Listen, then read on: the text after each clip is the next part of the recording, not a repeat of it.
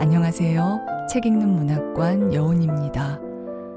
오늘 읽어드릴 책은 현진건 작가의 그리운 흙인 눈입니다. 잘 나가는 인기 만점 19살 어린 기생이 있습니다. 밤낮 쉴 새 없이 바쁜 생활을 하며 마침 기생 노릇도 하기 싫던 차에 그녀는 4살 위 귀공자 같은 도련님의 구애로 그와 함께 살게 되었습니다. 그녀는 그의 애간장을 녹이며 그에게 돈을 긁어내었는데요. 그녀를 위해서라면 아버지의 돈을 아낌없이 써버리는 남자. 언제까지 이런 둘의 사랑이 이어질 수 있을까요? 현진건 작가의 그리운 흙인 눈, 여운의 목소리로 만나보시죠. 구독과 좋아요, 알림 설정으로 함께 해주세요.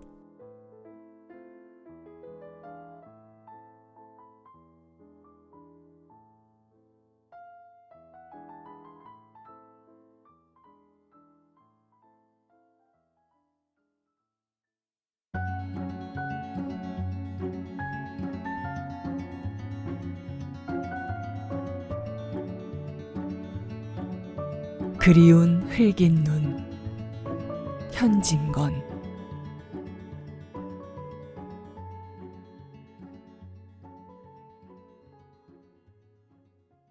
그이와 살림을 하기는 내가 19살 먹던 봄이었습니다.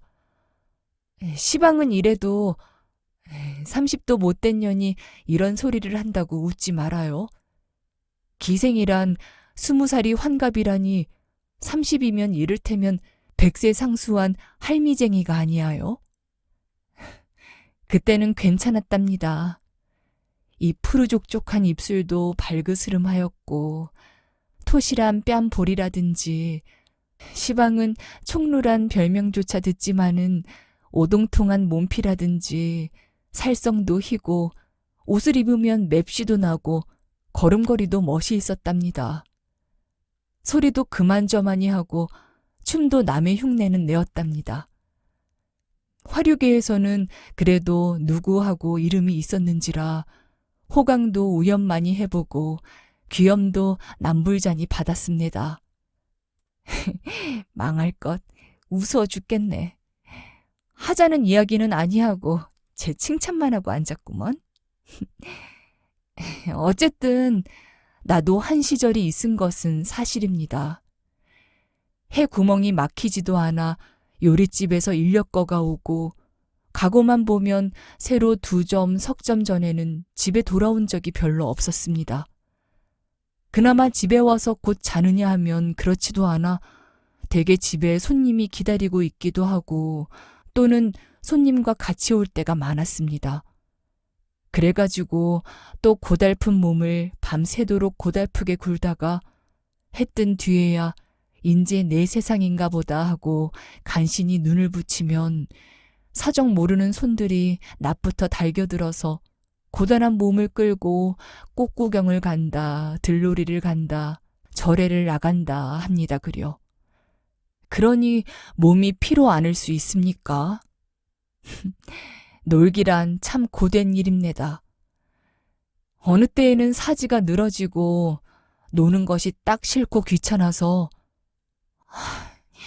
인연의 노릇을 언제나 많아 하고 탄식이 나옵니다. 그럴 때 나의 눈앞에 그이가 나타났습니다.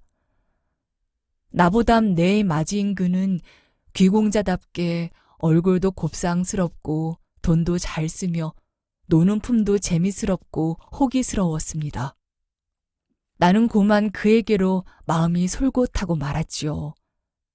그이도 나에게 적지 않게 빠진 모양이었습니다. 그럭저럭 관계가 깊어가자 그이는 나와 살자고 졸르지 않겠습니까? 마침 기생 노릇도 하기 싫던 차이고 밉지도 않은 사내라 내심으론 이게 웬 떡이냐 싶었지만 그래도 기생 행투가 그렇지 않아 이 핑계 저 핑계로 그이를 바싹 달게 해서 돈 1,000원이나 착실히 빼앗아서 어머니를 주고 마지못해 하는 듯이 살림을 들어가게 되었습니다. 그이는 간이라도 빼어 먹일 듯이 나를 사랑해 주었습니다. 나를 얻기 전에도 오입계나 해본 모양이었으나 나이가 나이라 어리고 참다운 곳이 있었습니다. 나이 말이면 콩을 파치라 해도 고지 들었습니다. 나이 청이라면 무엇이고 낙종치 않는 것이 없었습니다. 이 눈치를 알아본 나는 그이로부터 가진 것을 졸라내었습니다. 우리든 집문서도 내 이름으로 내게 하고 자개 농이랑 자개 의걸이랑 한 칸 벽에 맞는 큰 채경이랑 물론 온갖 비단과 포목을 필필이 들여오게 하고 철철에 따르는 비녀며 사흘도리로 진고개에 가서는 순금반지, 진주반지, 보석반지를 사게 하였습니다. 이 외에 어머니의 생신이라는 둥, 일가의 혼례에 쓴다는 둥, 장사에 쓴다는 둥, 빚을 졌다는 둥, 갖은 핑계를 만들어서 그의 돈을 긁어내었습니다. 무슨 내 변명이 아니라 이런 짓을 한 게 전수히 나의 욕심 사나운 까닭도 아닙니다. 사라고 하고 달라고 하는 그것이 어쩐지 좋고 재미스럽기도 하였어요. 그리고 또 그것이 그에게 피우는 애교이고 아양이었어요. 그것뿐도 아니죠. 내 말이라면 어느 정도까지 들어주나 곧 그이가 나한테 얼마나 홀리었는지를 자질도 하고 싶고 뜻대로 성공을 하면 물건 얻은 것보단 몇 갑절 더 기뻤습니다. 물론 어머니가 뒷구멍으로 부추기기도 하였지만 그인들 몇만금을 제 수중에 두고 쓰는 게 아니라 아버지를 팔고 빚을 내는 것이니 하루 이틀 아니고 물 쓰듯 하는 돈을 언제까지 데어갈 수가 있겠습니까? 같이 산 지 석 달도 못 되어 돈 주변할 길이 막힌 모양이었습니다. 아무리 귀한 자식의 빚봉수라도 한 번, 두 번이지 전부 아버지가 갚아줄 리가 있겠어요? 더구나 구두쇠로 유명한 그의 부친이 그때까지 참은 것도 장한 일이죠. 마침내 너 같은 놈은 자식으로 알지 않으니 죽든지 살든지 나는 모르겠다. 하게 되었습니다. 그 전에도 여러 번 그러고 얼렀지만 인제는 아주 사실로 나타나게 되었겠지요. 빚쟁이는 벌떼같이 일어났습니다. 요릿집에서 금은방에서 선전 드팀전에서 더구나 고리대금업자한테서 빚쟁이는 문간을 떠날 새가 없었습니다. 부잣집 외동아들로 자라나 도무지 졸리는 것을 모르던 그이는 단박에 입술이 바싹바싹 말라가기 시작하였습니다. 문간에서 찾는 소리만 나면 웬 몸을 옹송구리고 얼굴이 파랗게 질리는 꼴이란 곁에서 보아도 가엾었습니다. 내 탓으로 이 곤란을 받건만은 그래도 나를 원망하거나 미워하는 기색은 보이지 않았습니다. 빚에 졸리는 것이 딱하기도 하고 또 자격지심도 나서 나 때문에 이런 곤란을 당하시죠. 내가 몹쓸 년이야. 하면은 그이는 그게 무슨 말이야? 하며 질색을 하고 왜 채선이 때문이람? 내가 못생긴 탓이지. 하고는 도리어 면목 없는 듯이 고개를 숙였습니다.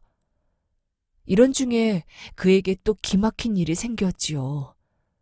그것은 다른 일이 아니라 그이가 돈 쓰기도 급하였고 또 못된 동무의 꾀임에 빠지어 아버지 도장을 위조하여 빚을 낸 일이 발각이 된 것이하여 돈 끼워준 놈도 물론 알고 한 일이지만 그의 아버지가 나는 모른다고 딱 거절을 하니까 인제는 그 일을 보고 어릇딱딱거리며 사기를 했느니 인장 위조를 했느니 만일 일주일 안으로 갚지 않으면 고소를 하느니 하고 야단을 합니다.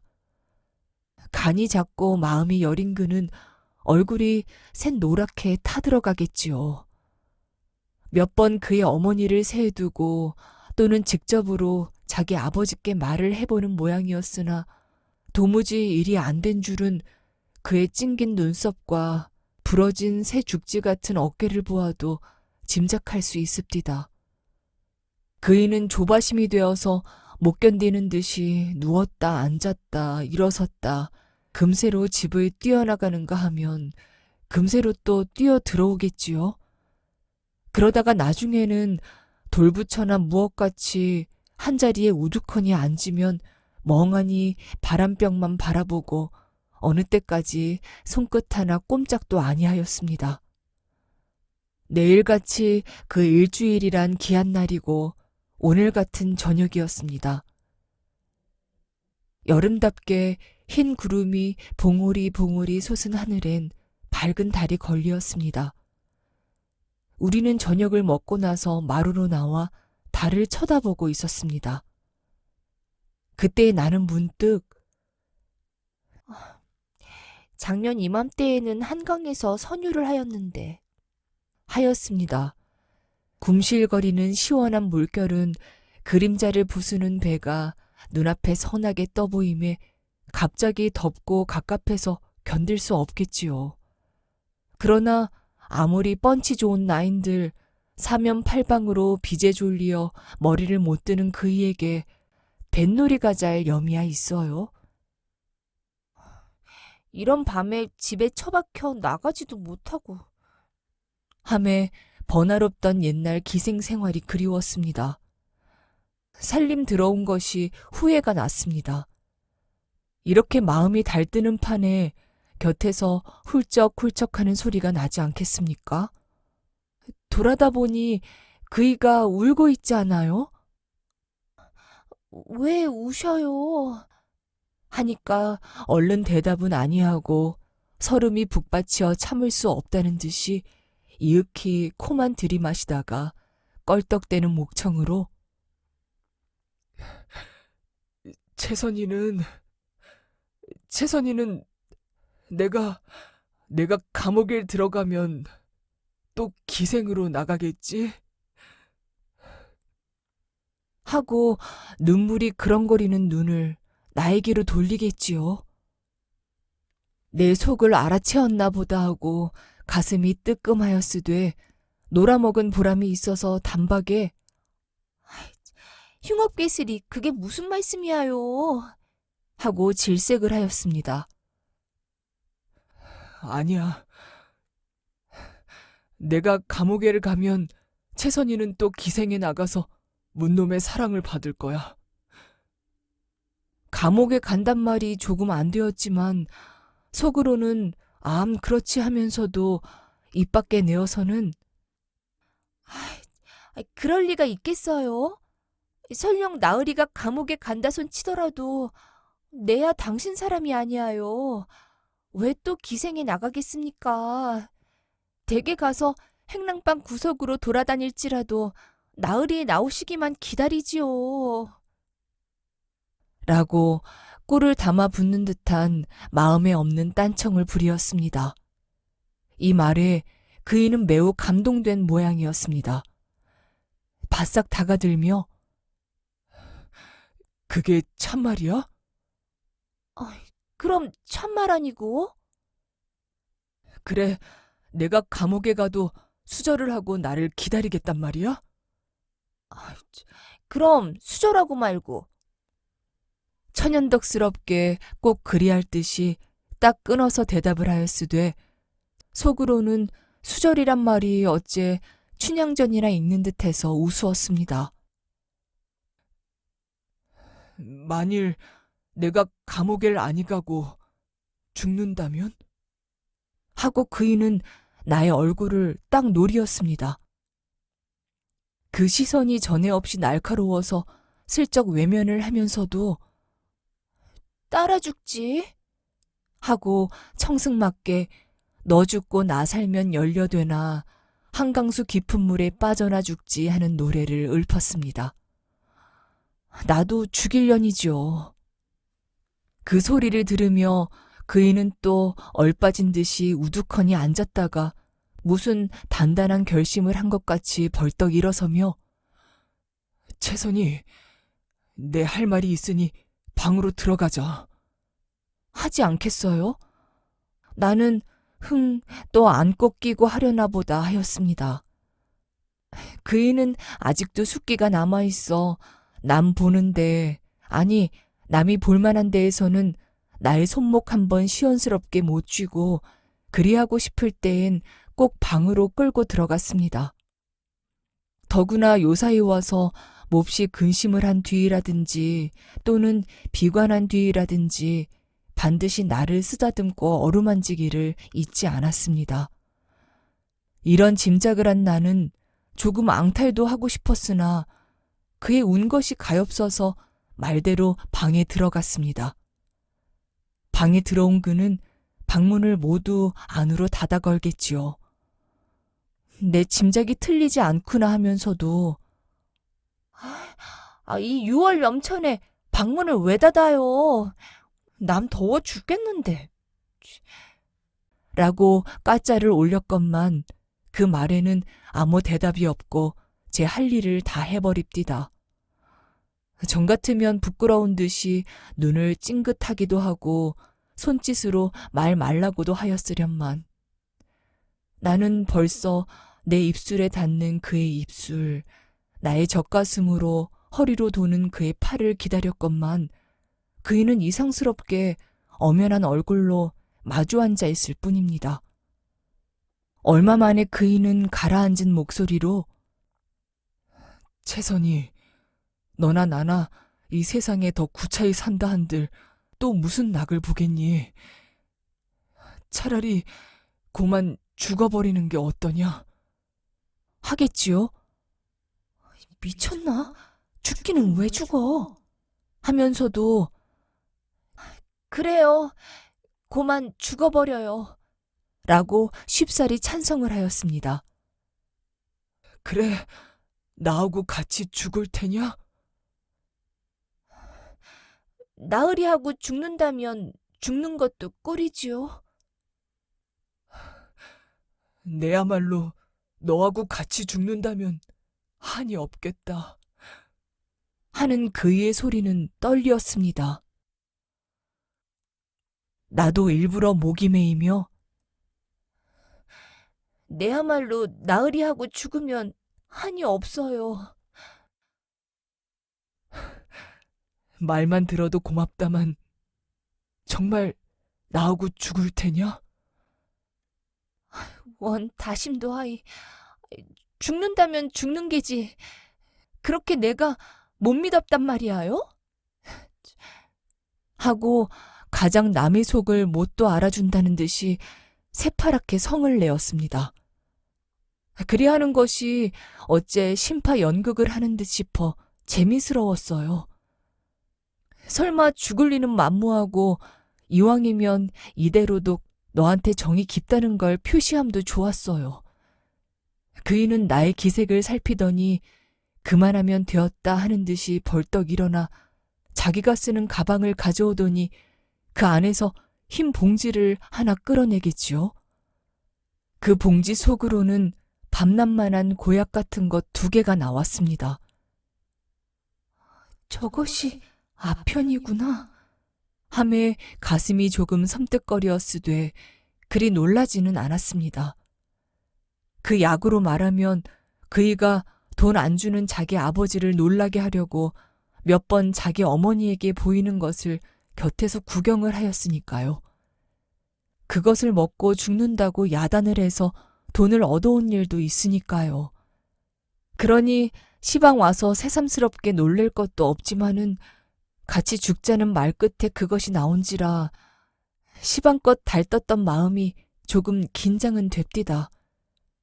그이는 자리끼를 당기더니 그 약을 앞에다 놓고 이윽히 나려다보며 닭의 똥 같은 눈물을 뚝뚝 떨어뜨리지 않겠습니까? 그때만은 나의 가슴도 찌르르 하였습니다. 한참 약을 나려다보고 울고 있던 그이는 무슨 비장한 결심을 한 듯이 몸을 흠칫하더니 그 약 1개를 얼른 입에 집어넣고 1개를 집어 나를 주지 않겠습니까? 나도 서슴지 않고 그 약을 받아 입에 넣었습니다. 약을 머금은 그는 손가락으로 자릿개를 가리켜 나한테 물을 마시란 뜻을 보이었습니다. 나는 그의 시키는 대로 물을 마시었으나 물만 넘겼지 약은 혀 밑에 감춰둔 것은 물론입니다. 내야 꿈에도 죽을 마음이 없었습니다. 같이 사는 정의에 그이의 빚에 졸리는 것이 딱하지 않은 바이 아니고 그 때문에 살림살이가 정같이 호화롭지는 못하였을 망정 그걸로 비관할 까닭은 조금도 없었습니다. 정 못 살게 되면 도로 기생으로 나갈 뿐입니다. 벌써 살림살이에 물려서 그렇지 않아도 기생 생활이 그립던 나인데 아직 나이 어리고 남에게 귀염받던 일, 호강하던 일이 어제일같이 역력히 기억에 남아있는 나인데 앞길에도 기쁨과 호강이 춤추며 기다리고 있는 줄 믿는 나인데 왜 죽자는 마음이 추호만친들 생기겠습니까? 내 몸뿐만 아니라 그이가 죽는다는 것도 믿지 않았습니다. 처음엔 실없는 거짓말로 알았고 약을 머금은 뒤에라도 또 무슨 연극을 꾸미는가 보다 내일이고 모레면 그 댁에서 허덕지덕 돈을 갖다 줄 터이니 또 흥청거릴 수 있구나 하고 도리어 기쁘기도 하였습니다. 독약을 먹고 하는 노릇이라 가슴이 조금 안이 떨린 것도 아니지만 그러니 어찌해요. 그이는 나의 물 마시는 것을 보더니 매우 안심된 듯이 내 손에서 자릿기를 빼앗아 꿀떡 마셔버렸습니다. 그이가 정말 약을 삼킨 것은 좁은 목구멍으로 굵은 약덩이가 넘어가노라고 얼굴이 새빨개지고 어깨를 추스르며 목줄기가 구불텅거리는 것만 보아도 알 수 있습디다. 그러더니 고만 뒤로 벌떡 자빠지겠지요? 약힘이 삽시간에 퍼진 것은 아니겠지만 약을 먹었다 하는 생각에 정신을 잃었는가 보아요. 이 뜻밖의 일에 그 이로 보면 조금도 뜻밖의 일이 아니겠지만 나는 더할 수 없이 놀래었습니다. 저희가 정말 죽었구나 하는 생각이 칼날같이 가슴을 찌르자마자 뭐라고 형용할 수 없는 감정이 웬 몸을 뒤흔들었습니다. 뭐니 하여도 고작해야 19살 먹은 계집애가 아니하요. 이 난생 처음 당하는 큰일에 어안이 벙벙하여 악소리도 치지 못하고 가위 눌린 눈만 휘둥그리다가 나도 죽었네 하는 듯이 뒤로 자빠졌습니다. 얼마 되지 않아 그이가 벌떡 일어나 미친 듯이 방 안을 왔다 갔다 하지 않아요? 아편을 먹으면 자는 듯이 죽는다는 것은 빨간 거짓말인가 보아요. 답답하고 뉴역거려서 못 견디겠다는 듯이 두 손으로 가슴을 쥐어뜯으며 핫핫하고 괴로운 숨을 토합디다. 그러더니 다짜고짜로 두 손을 입안으로 넣어 웩웩 헛구역질을 하겠지요. 아마 속이 너무도 괴로움에 죽자는 결심도 간 곳 없고 먹은 약을 토해낼 작정이던가 보아요. 그러나 약은 안이 나오는 듯 하였습니다. 이 광경을 바라보는 나도 일변 무섭기도 하였지만 못 견디리만큼 괴롭기도 하였습니다. 그의 받는 고통이 도무지 내 탓이 아니하여 날로 하여 돈을 쓰고 그 돈에 몰리다 못하여 죽는 죽음이니 내 탓이 아니고 누구의 탓이겠습니까? 그런데 나는 죽을 때까지 그를 속이었습니다. 거짓 죽는 신용을 해서 그를 속이었습니다. 내가 만일 따라 죽는다 아니하고 그를 말리었던들 그이는 아니 죽고 말았을지도 모르지요. 그 약을 먹고 저런 욕을 아니 볼는지도 모르지요. 그러면 내 손으로 그이를 죽인 것이나 진배가 무엇입니까? 그때야 물론 이렇게 사리를 쪼개서 생각은 안 했지만은 차마 그이의 괴로워하는 꼴을 볼 수는 없었습니다. 나는 진저리를 치고 눈을 딱 감았습니다. 그때입니다. 무엇이 나의 어깨를 흔들지 않아요? 번쩍 눈을 떠보니까 그이가 걷어쳐 올라가는 개게 풀린 눈으로 내 옆에 앉아서 나를 나려다보고 있겠지요. 나는 소름이 쭉 끼치어 흠칫하고 몸을 소스라쳐 일으켰습니다. 나의 일어나는 것을 보고 그이도 따라 일어서며 용서해달란 표정으로 괴롭지? 공연이 나 때문에. 라고 더듬거리고는 눈에 눈물이 핑 도는 듯 하였습니다. 그 소리는 어쩐지 무서움에 떠는 나의 창자 속까지 스며들어가는 듯 하였습니다. 나의 눈에도 뜨거운 눈물이 쏟아졌습니다. 그러자 그이는 바짝 다가들며 한 손으로 내 목덜미를 안고 또 한 손일랑 나의 입에 들이대입디다. 죽어가는 그이, 아니 벌써 송장이나 진배 없는 그의 손이 나에게 닿았건만 나는 조금도 전같이 두렵고 무서운 증이 들지 않았습니다. 베아타라, 베아타. 어서 베아타. 하고 그이는 손가락을 내 입안으로 뀌역뀌역 들이밀겠지요. 이때 입안에 든 약을 생각한 나는 흘리던 눈물을 뚝 그치고 에그머니 싶었습니다.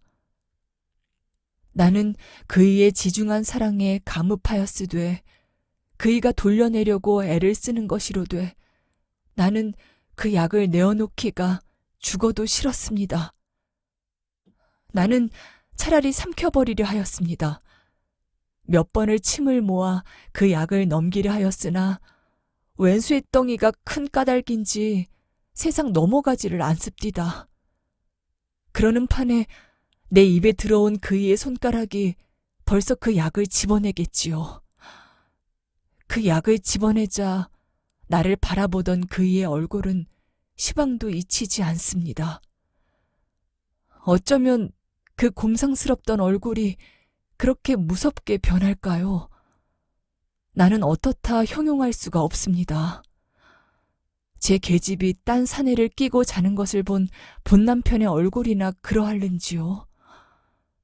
그 얼굴의 표정은 분노 그것이었습니다. 원한 그것이었습니다. 입술을 악물고 드러난 이빨 하나만 보고라도 누구든지 질겁을 할 것입니다. 더구나 잊히지 않는 것은 그 눈자위예요. 일상 생글생글 웃는 듯하던 그 눈매가 위로 홉드이어서 미친 개 눈깔같이 핏발을 세워 나를 흘긴 것이하요. 그 무섭기란 시방 생각하여도 몸서리가 치어요. 그이는 숨이 진 뒤에도 그 홉든 눈을 감지 않았습니다. 물론 나는 고약한 년이지요. 그를 죽일 때까지 속인 몹쓸 년이지요. 그러나 그이는 나에게 괴롭지 하고 묻지 않았어요? 베아타라고 하지 않았어요? 돌려내려고 내 입에 손까지 넣지 않았어요? 그러다가 약을 삼키지 않고 그저 있음을 보았으면 내 마음은 어떠하든지 그이는 죽어가면서도 나를 생각한 만큼 거룩한 사랑을 가진 그이는 기뻐해야 옳을 일이 아니에요? 좋아해야 옳을 일이 아니에요? 그렇게 성을 내고 나를 흘길 일이 무엇이에요? 내 그른 것은 어찌겠든지 그때엔 그이가 야속한 듯 싶었어요. 야속하다는 이보담 의외였어요. 그런데 시방 와서는 그 흘긴 눈이 떠나올 적마다 몸서리가 치이면서도 어째 정다운 생각이 들어요. 그리운 생각이 들어요.